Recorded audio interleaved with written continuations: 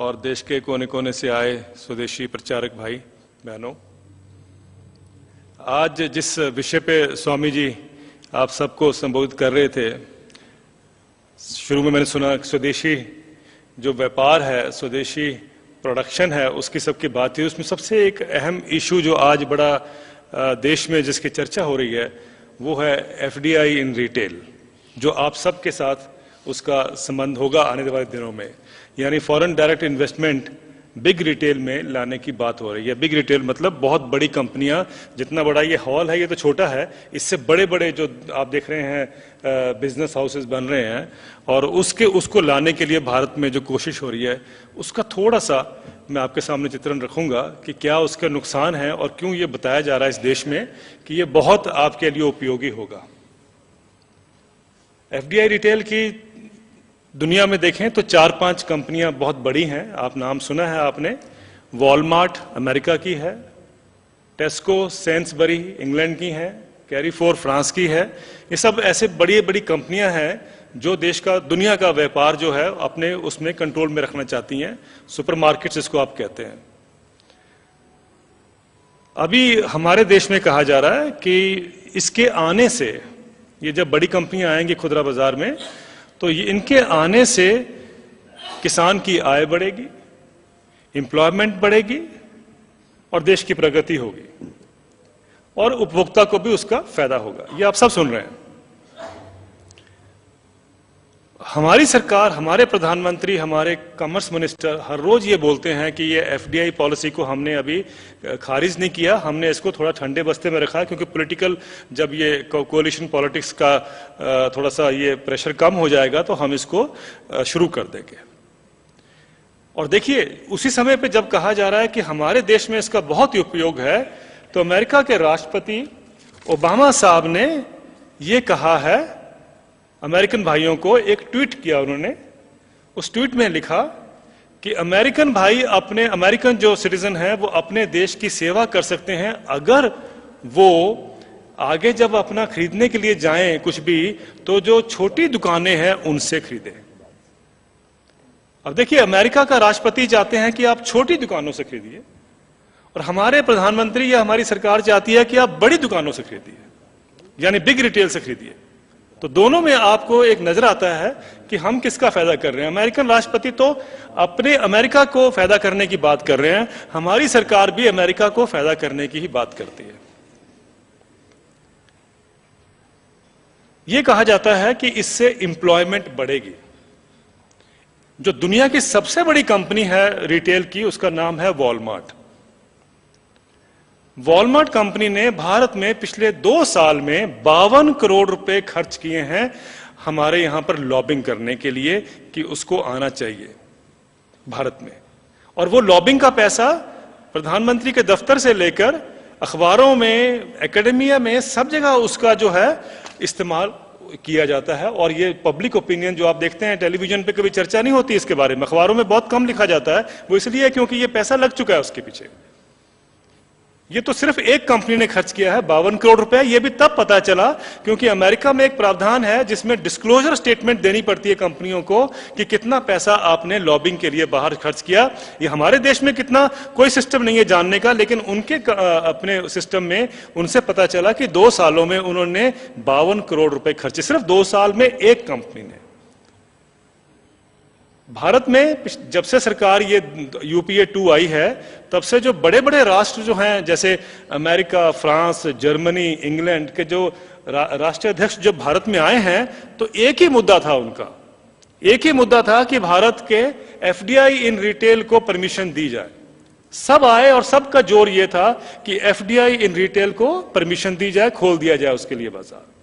आप देख सकते हैं इसके पीछे कितनी ताकत लगी हुई है कि एफडीआई को खोलना है, कि जब राष्ट्रीय अध्यक्ष भी ये इसी बात के लिए भारत में आते हैं।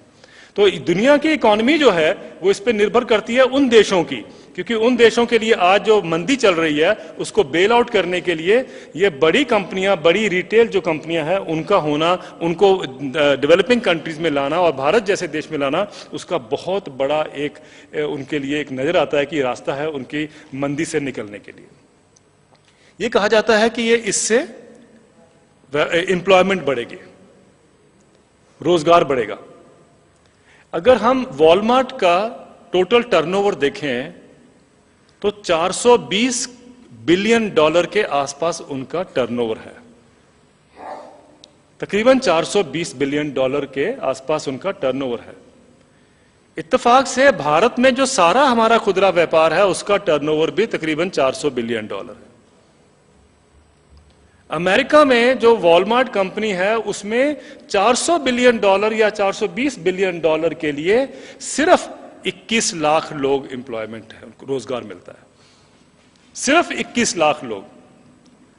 हमारे देश में तकरीबन 1.5 करोड़ तो दुकानें हैं और 4.5 करोड़ लोग उसमें उनको रोजगार मिलता है। अब आप मुझे बताइए कि जिस कंपनी का सिर्फ 21 लाख लोगों से काम चलता हो और हमारे देश में 4.5 करोड़ लोगों का रोजगार उस पर निर्भर हो, तो एम्प्लॉयमेंट कौन जनरेट करता है, रोजगार कौन देता है? जब ये बड़ी कंपनियां भारत में आएंगी तो ये लाजमी है कि हमारे जो लोग बाहर हो जाएंगे विस्थापित, जिनकी नौकरियां जाएंगी, उसकी कोई बात नहीं कर रहा। हम ये बात कर रहे हैं कि ये कितनी हजार नौकरियां लेके आएंगी। जो भी बड़ी कंपनी लगेगी उसको अपनी नौकरियां तो लगानी पड़ेंगी कुछ ना कुछ। वो नंबर तो हम गिन रहे हैं, लेकिन ये नहीं बता रहे कि कितने लोग जो हैं इससे बेरोजगार हो जाएंगे। तो रोजगार बढ़ेगा नहीं, रोजगार कम होगा। अगर अमेरिका में वही व्यापार जो है 400 बिलियन डॉलर या 420 बिलियन डॉलर का अगर 21 लाख लोगों से हो सकता है, तो उनको क्या जरूरत पड़ी है भारत में आके रोजगार क्रिएट करने की? ब्रिटेन की, इंग्लैंड की 2 कंपनियां हैं जिसके प्रधानमंत्री हमारे देश में आए, उन्होंने खूब जोर डाला हमारी सरकार पर कि आप अपना एफडीआई रिटेल के लिए जो भी अभी रुकावटें हैं उसको हटा दीजिए।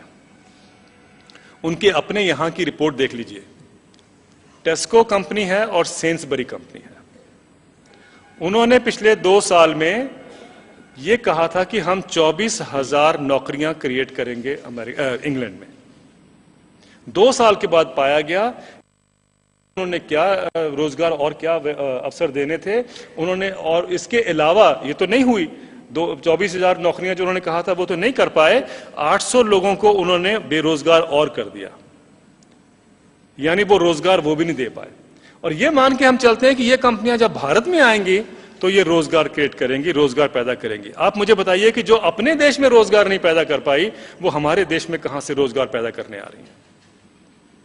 लेकिन ये एक आपको एक लुभावना ये दिया जा रहा है कि देखिए आपको आज देश में रोजगार, आप प्रगति के लिए ये कंपनियों की बहुत जरूरत है।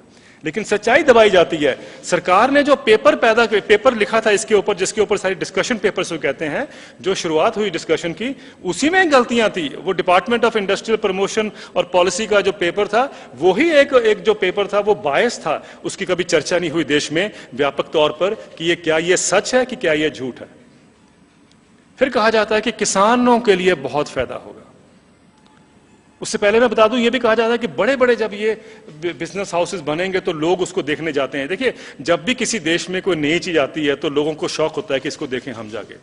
जब अमेरिका में आए थे, इंग्लैंड में आए थे, ये बड़े बड़े शहरों के बाहर ये बिजनेस हाउसेस जब खड़े किए गए तो लोग देखने जाते थे। लेकिन अब यह हालत है कि अब वहां लोग भी नहीं जाते। वॉलमार्ट कंपनी ने खुद एक अपनी नई श्रृंखला शुरू कर दी है जिसको वॉलमार्ट एक्सप्रेस कहते हैं। वो छोटे छोटे अब दुकानें वो उन्होंने बनानी शुरू कर दी हैं, यानी वो अब छोटी छोटी बना रहे हैं और हम बड़ी बड़ी बना रहे हैं। तो कहीं ना कहीं हमारी सोच में, जैसा स्वामी जी ने कहा, हम आगे की नहीं देखते हैं, हमें आज की भी नहीं हम देखते हैं। हम तो सिर्फ ये देखते हैं कि शायद हमें कितना फायदा होगा इंडिविजुअली, जो भी है, जिसके ब्लैक मनी की आप बात करते हैं। अब कहा जाता है कि किसानों को इसमें बड़ा फायदा होगा। ये आपने अक्सर सुना है कि किसानों को लाभांतिक मूल्य मिलेगा क्योंकि बिचौलिए जो है खत्म हो जाएंगे। बिचौलिए खत्म हो जाएंगे तो किसान इससे फायदामंद होगा, और किसान को फायदा होगा, उसको दाम मिलेगा और साथ में उपभोक्ता को भी एक ठीक कीमत मिलेगी। अब देखिए इसमें क्या हो रहा है। सबसे बड़ी कंपनी मैंने कहा अमेरिका में है, वॉलमार्ट। अमेरिका में वॉलमार्ट भी है। अमेरिका में जो व्यापार क्या कहते हैं उसको, वायदा बाजार भी है। यह भी कहा जाता है कि वायदा बाजार आएगा तो किसानों को फायदा होगा। सब वायदा बाजार भी है। सबसे बड़ा कमोडिटी एक्सचेंज अमेरिका में है, शिकागो में। इन सब चीजों के होने के बावजूद भी अमेरिकन किसान की हालत इतनी दयनीय है कि अगर उनको सरकार से सब्सिडी ना मिले तो वो खेती बिल्कुल ही बंद हो जाए वहां पर। हालांकि अभी भी 1% पॉपुलेशन से, जितनी उनकी जनसंख्या है, 1% से कम लोग खेती में रह गए हैं। अब बड़ी बड़ी कंपनियां वहां खेती करती हैं। लेकिन अगर वो सरकार की सब्सिडी हट जाए तो वॉलमार्ट से फायदा नहीं होता उनको। कहने का मतलब यह है कि वॉलमार्ट अगर है तो किसानों को तो फायदा होना चाहिए था, लेकिन वॉलमार्ट के होते हुए भी उनकी इतनी हालत बुरी है कि अगर उनको सब्सिडी ना मिले तो एग्रीकल्चर वहां कोलैप्स होता है।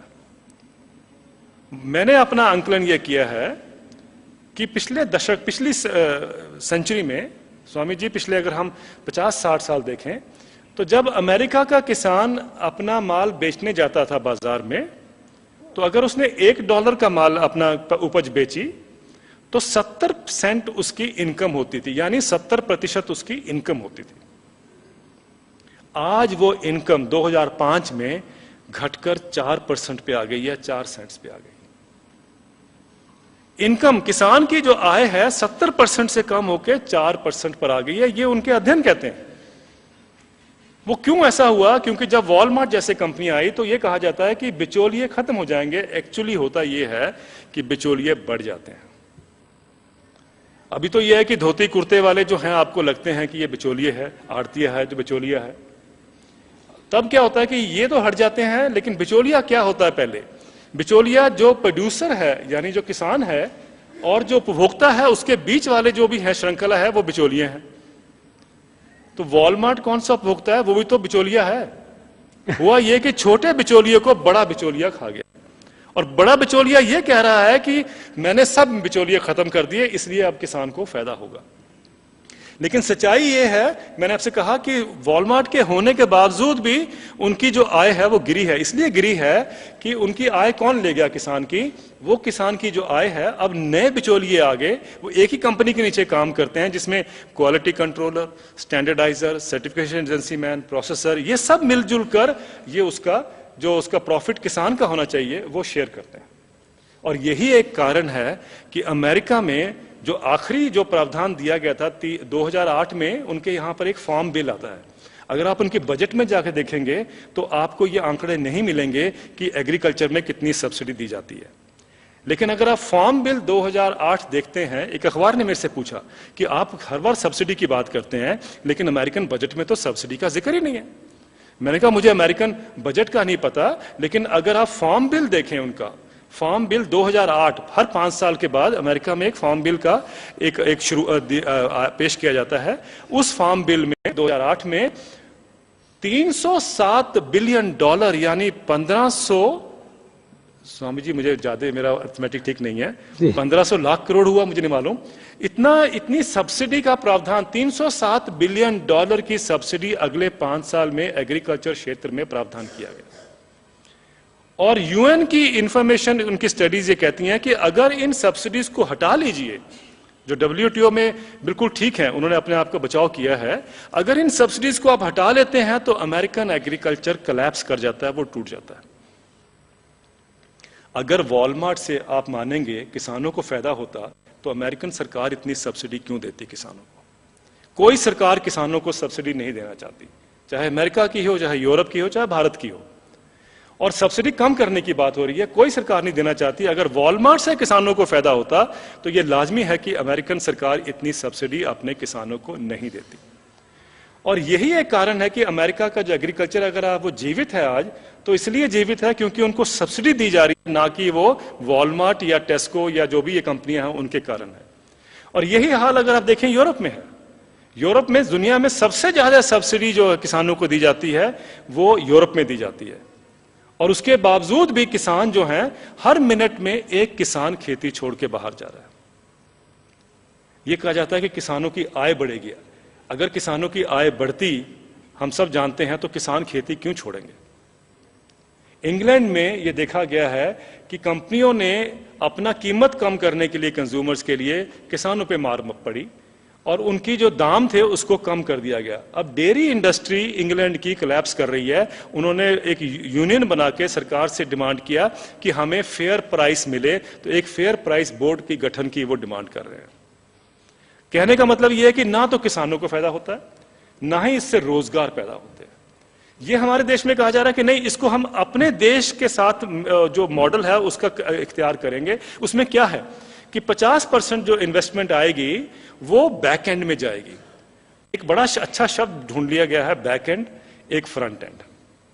अब ये बैक एंड जब बात करते हैं तो उसमें कहा जाता है कि कोल्ड स्टोरेजेस बनेंगे, इसमें सारी वो चेन बनेंगी, श्रृंखला बनेगी ताकि वेस्ट ना हो फूड, वो आप तक बिल्कुल ठीक पहुंचे। ये सब बातें आप सुनते हैं, लेकिन सच्चाई ये है कि ये काम तो उन्होंने अपने देशों में भी नहीं किए, और ना ही कोई कंपनी ये काम करने के लिए, हमारे यहां स्टोरेज बनाने के लिए कोई नहीं आ रहा, ना ही उनका इंटरेस्ट है। जो डेफिनेशन अगर आप उसको ध्यान से पढ़ो तो उसमें बैक एंड की डेफिनेशन क्या दी गई है, बड़ी इंटरेस्टिंग है। जो फ्रंट एंड नहीं है वो बैक एंड है। यानी अगर आप उसके ऑफिस जाते हैं वॉलमार्ट के, तो वो तो फ्रंट एंड हो गया, और जो उसके पीछे है वो सारा बैक एंड हो गया। उसका जो कॉर्पोरेट ऑफिस है वो भी बैक एंड में आएगा। कहने का मतलब यह, कहीं भी दुनिया में ऐसा नहीं हुआ। वो प्रावधान या वो सपोर्ट जो है वो तो सरकार को ही देनी पड़ेगी। जो हमारी सरकार इस बात को ये मान के चल रही है कि हमें स्टोरेज या खाद्यान्न के लिए जो भी भंडार चाहिए उसकी जरूरत नहीं है, ये कंपनियां आएंगी तो भंडार बनाएंगी। यही कारण है, आप देखते हैं कि हमारे देश में, मैंने कुछ दिन पहले भी कहा था कि आज भी और आने वाले दिनों में, आज गेहूं की कटाई तो शुरू हो चुकी है, आप जानते हैं, जून के पहले हफ्ते में हमारे पास 700 लाख टन का भंडार होगा और स्टोरेज नहीं है। कम से कम 1/3 जो हमारा अनाज है वो बाहर पड़ा हुआ, बाहर सड़ता है। ये माना जा रहा है कि हमें कुछ नहीं करने की जरूरत। पिछले 3-4 साल में टेलीविजन पे आप देखते हैं अनाज सड़ रहा है, शराब की बोतलें स्टोर में पड़ी हैं, अनाज बाहर पड़ा है, ये सब आप देख रहे हैं। लेकिन सरकार का ये मानना है कि हमें कुछ नहीं करने की जरूरत, एफडीआई इन रिटेल आएगा तो ये सारे जो है प्रॉब्लम सॉल्व हो जाएंगे। जैसे कहते हैं ना, सर्फ एक्सेल है तो सारे प्रॉब्लम सॉल्व हो गए, ऐसे ही ये सर्फ एक्सेल है कि एफडीआई इन रिटेल आएगा तो ये स्टोरेज का भी और ये सब प्रॉब्लम हो जाएंगे। लेकिन इसका जो आपके साथ जो मुद्दा जुड़ा हुआ है, जब आपके साथ लोग बात करेंगे, आपको ये समझने की जरूरत है क्यों हम छोटी छोटी दुकानों की हम बात करते हैं, खुदरा व्यापार क्यों जरूरत है भारत में। ये हम सबको मालूम है और ये जानना भी जरूरत है कि एफडीआई रिटेल आने से फायदा नहीं, नुकसान होगा। और जैसा कि स्वामी जी हर जगह कहते हैं कि उससे क्या होगा कि आपका पैसा जो है वो बाहर जाएगा, और आपके व्यापार का जो सारा व्यापार, तो हम एफएमसीजी हो, जो भी सेक्टर हो, बेसिकली इसी उसमें से करेंगे, और वो जो उसका इनकम होगी, जो भी होगा, रिपैट्रिएशन होगी पैसे की, वो बाहर जाएगा। इसके लिए क्या हमें करना चाहिए? एक छोटा सा प्रयास। एक तो आप सुनते आ रहे हैं, जानते आ रहे हैं, आप तो उसको प्रचार में लगे हुए हैं। जो भी आप स्वदेशी मूल के जो भी उत्पाद यहाँ से पतंजलि से बन रहे हैं उनके बारे में आप सब जानते हैं, देश भी जानता है। लेकिन एक छोटा सा एक और प्रयास जो स्वामी जी के एक सपना था, जो शुरुआत हुई है यहाँ पर, वो ये है कि अपने को अब खेती भी स्वदेशी पैटर्न पे लेके आनी है। और ये बहुत बड़ा जो एक एक्सपेरिमेंट है वो पतंजलि पे ही शुरू हुआ। अगर आपके पास समय हो तो आप थोड़ा समय निकालिए। यहाँ पर एक छोटा प्रयास किया गया, अभी शुरुआत हुई है 2-3 महीने में। हम ये कोशिश कर रहे हैं कि देश के जो जाने माने किसान हैं, जो स्वदेशी मूल से खेती करते हैं, ऑर्गेनिक जिसको आप कहते हैं, जिसमें कोई जहर नहीं होता, कोई केमिकल्स नहीं होते हैं, वो खेती को प्रोत्साहित करने के लिए, लोगों की बहुत शंकाएं हैं माइंड में किसानों की कि अगर ये आएगा तो इससे उत्पादन गिरेगा, इससे हमारी इनकम कम होगी। तो हमने कहा ये सब दूर करने के लिए सबसे बेहतर तरीका ये है कि उनको दिखा दिया जाए, कर दिखा दिया जाए कि ये कैसे हो रहा है। तो पतंजलि में ही एक छोटा सा प्रयास शुरू हुआ है, कुदरती खेती कहिए, केमिकल फ्री एग्रीकल्चर कहिए, उसको आप देखने, अगर आपको समय हो देखिए उसको। हमारी कोशिश यह है कि हम उसको उत्पाद के रूप में बाहर नहीं उसको हम करना चाहते कि उसकी एक निश मार्केट हो, कि वो ज्यादा मूल्य पर बिके, ये नहीं। हम चाहते हैं कि हर आदमी को उसका फायदा मिले, किसान को भी मिले, पर्यावरण को भी मिले, जानवरों को भी मिले, और देश को भी मिले। तो उसके लिए हम ये चाहते हैं कि वो एक लाइफस्टाइल चेंज जो है खेती का वो हो। तो उसको करने के लिए यहाँ पर एक एक्सपेरिमेंट शुरू हुए हैं, कुछ मॉडल गठित करने की बात हो रही है, जो आने वाले दिनों में स्वामी जी के आशीर्वाद से वो हम चाहेंगे कि देश के अलग अलग जो एग्रो क्लाइमेटिक जोन्स हैं उसमें भी आए, लोगों को प्रशिक्षण मिले इसका, और वो प्रशिक्षण के माध्यम से आप स्वदेशी विचार को आगे लेके जाएं। मैं आपसे कहना चाहता हूं कि जो भ्रम पैदा किए जाते हैं कंपनियों द्वारा कि इससे किसान मर जाएगा, इससे देश की खाद्य सुरक्षा पे खतरा आएगा, इससे पैदावार कम होगी, कीड़े का बहुत इसके प्रकोप होगा, ऐसा कुछ नहीं हुआ। एक छोटा सा मैं उदाहरण दूंगा। अभी हमने शुरुआत ही की है। हमने जनवरी के महीने में यहां पर सोचा कि हम इसको शुरू करेंगे। तो हमने यहाँ 1 एकड़ 2 एकड़, क्योंकि अक्सर किसानों के पास औसतन जमीन का जो खेत का जो आकार है वो 1 एकड़ 2 एकड़ 3 एकड़ है, तो उसके हमने प्रयोग शुरू किया। एक देश के जाने माने में दिग्गज जो किसान जिसको मैं कहता हूं, उनको हमने यहाँ आमंत्रित किया। उन्होंने वो भी अपने देख के कि हम देश के साथ हैं, तो उन्होंने भी कहा हम इस पे अपना योगदान देंगे। शुरू हुआ जनवरी के महीने में। आप जानते हैं कि मुख्यतः जो फसलें होती हैं वो तो उसका प्लांटिंग उसकी हो चुकी होती है, वो उसकी बुआई हो चुकी होती है। लेकिन हमने कहा कि नहीं, हमने करना है। तो हमारे किसान भाई ने, सुभाष शर्मा आए थे यवतमाल से, विदर्भा में जहां पर कितनी आत्महत्याएं होती हैं, वो एक ऐसे किसान हैं जिन्होंने वहां पर काया पलट की हुई है। हमने उनको आमंत्रित किया। उन्होंने देखिए क्या किया, 1 एकड़ में जनवरी के तीसरे हफ्ते में मेथी और धनिया लगाया। मार्च के अंत में हमने उसको कटाई की। तकरीबन हमारा इकोनॉमिक्स के हिसाब से अगर हम देखें तो 1 लाख रुपए के आसपास खर्चा हुआ। वो इसलिए हुआ क्योंकि पहली बार थी, कुछ स्थायी खर्चा, स्थायी भी खर्चा उसमें 1 लाख, वो हम आपको सब देंगे, उसका विवरण हमारे पास है। और आपको हैरानगी होगी, जो मेथी और धनिया अगर हम उसका बाजार का मूल तय करें तो 2.5 लाख रुपए 2 महीने में हमने उससे 1 एकड़ से पाया। तो ये मान के चलना कि ऑर्गेनिक्स में फायदा नहीं होता, किसान को नुकसान होगा, ये मानसिकता हमें बदलनी है। और वो तभी बदल सकते हैं कि हम उसको दिखा दें आपको, सीइंग इज बिलीविंग, कि ये हो सकता है। ये सिर्फ मैंने आपको एक उदाहरण दिया। आने वाले दिनों में आप देखेंगे ऐसे उदाहरण बहुत आपके सामने आएंगे, और ये हम पूरा एक प्रदर्शित करेंगे कि किस तरीके से ये काम हो सकता है। किसानों को कौन सा फसल चक्कर लगाना है, कौन सा इसको मॉडल लेना है, कौन सी इसमें जो खाद है उसका इस्तेमाल करना है, कैसे इंसेक्ट्स को, कीड़ों को कंट्रोल करना है, ये सब कुछ हम आपको आस्ते आस्ते करके ये दिखाएंगे। और यही एक चीज है, मेरा मानना है, जो स्वामी जी हर बार कहते हैं कि ऐसी खेती का हमें शुरुआत करनी है। असली बदलाव जो इस देश में आएगा वो खेती से आएगा, और जब वो खेती से बदलाव आएगा तो देश में जो बदलाव है वो ऑटोमेटिकली जो है, मुझे आप मानेंगे 70% जनसंख्या जिसमें लगी हुई हो, उसमें अगर बदलाव आता है तो सारे देश की सोच में और अप्रोच में बदलाव आएगा। और वही एक कोशिश है जिसको हम लेके यहां से लगे हुए हैं। अब एक छोटा सा उदाहरण और दूंगा। गन्ना एक बहुत बड़ी फसल है देश की। पंजाब में, उत्तर प्रदेश में, हरियाणा में और भी बहुत से, महाराष्ट्र में गन्ने की उपज होती है। बहुत से किसान उसमें लगे हुए हैं। केमिकल डालते हैं आप उसमें, आप यूरिया ना डालो, ये ना डालो, ये पेस्टिसाइड्स ना स्प्रे करो, तो लगता है कि आपकी पैदावार नहीं होगी। लेकिन सुरेश देसाई जी का एक मॉडल था। सुरेश देसाई एक बेलगाम के किसान हैं। उन्होंने अपना एक प्रयोग किया, और वो उसको अमृतसर में पिंगलवाड़ा जो एक संस्था है जो गरीबों के साथ काम करती है, डिसेबल्ड के साथ काम करती है, उनके अपने फार्म पर उसका प्रयोग हुआ। वो हम प्रयोग यहां भी शुरुआत हमने कर दी है। तकरीबन पंजाब में यह पाया गया कि 250 क्विंटल प्रति एकड़ गन्ने की पैदावार होती है। ये सरकार के अपने आंकड़े हैं। 250 क्विंटल प्रति एकड़ पैदावार होती है। जो सुरेश देसाई जी की तकनीक सी, उसको अप्लाई करने से पहले साल पिंगलवाड़ा में 400 क्विंटल प्रति एकड़ की पैदावार हुई। और ये सरकार ने फिर उसको आके देखा, उसको प्रमाणित